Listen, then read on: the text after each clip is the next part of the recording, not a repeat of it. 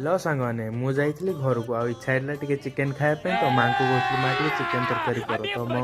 माँ कहले हो जाए मार्केट रू चिकेन नहीं आसू तो सांगने मु चिकेन नहीं आसले चिकेन आणला माँ कहते मत पूरा देसी स्टाइल चिकेन रोषे करदेवाई तो रोषे करते सी चुली रे जोटा घसी जाल थिला तो चिकेन पूरा कषा कषा मत भल लगे बोली माँ जानी तो मत कषा किसी काढ़ी थाली रे तो इतना कषा मु पूरा खाई देती तो सांगने कषार टेस्ट था पूरा मस्त और मो माँ पूरा चिकेन नाइले पूरा मस्त तो सांगने आपने कमेंट करूँ चिकेन कार फेवरेट तो सांगने कषार पीस थी पूरा सॉफ्ट थिला